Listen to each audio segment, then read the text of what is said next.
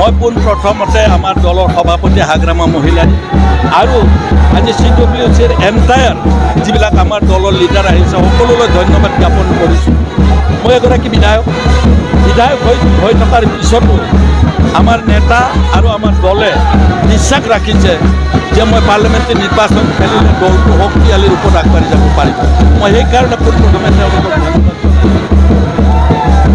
কাৰ লগত হ'ব বুলি ভাবে পোনপটীয়াকৈ দৰং ওদালগুৰিত যেহেতু বিজেপি আৰু BPFৰ মাজত হ'ব, আমাৰ কংগ্ৰেছৰ বন্ধুসকলে বহু পিছত থাকিব। সেইকাৰণে আজিয়েই কৈছোঁ, কংগ্ৰেছৰ বন্ধুসকলে যোৱা 20টা বছৰে তেওঁলোকৰ প্ৰাৰ্থীক জিকাবলৈ চেষ্টা কৰিছে, তেওঁলোকে নাই পাৰা। গতিকে তেওঁলোকে যদি বিজেপিক পৰাজিত কৰিবলৈ ইচ্ছা কৰে তেতিয়াহ'লে এইবাৰ এটলিষ্ট BPFক ভোট দিলে তেওঁলোকৰ ভোট অথলে নাযায়, আমি বিজয়ী হ'ম। কি হ'ব? মূল ইছ্যু দুই ধৰণৰ হ'ব। আমাৰ BTCৰ ভিতৰত এটা ইছ্যু থাকিব, BTCৰ বাহিৰত থাকিব। BTCৰ ইছ্যুবিলাক আপোনালোকে জানে, যোৱা দিনবিলাকত প্ৰমোদ বড়ো ডাঙৰীয়াৰ নেতৃত্বত চলি থকা চৰকাৰখনে BTCৰ যিবিলাক প্ৰাপ্য, BTCৰ যিবিলাক ক্ষমতা, সেইবিলাক লাহে লাহে দুৰ্বল কৰি পেলাইছে।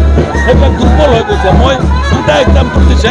এটা এক্সাম্পল হৈছে ৰিক্ৰুটমেণ্ট বোৰ্ড, চাকৰি দিয়া যিখন কমিটি, তেওঁলোকে সেই কমিটিখন বনোৱা নাছিল, যাৰ কাৰণে কৰ্পৰেট চাকৰি আজি অসম চৰকাৰে নিযুক্তি দিছে, প্ৰমোদ বড়োক দিয়া নাই।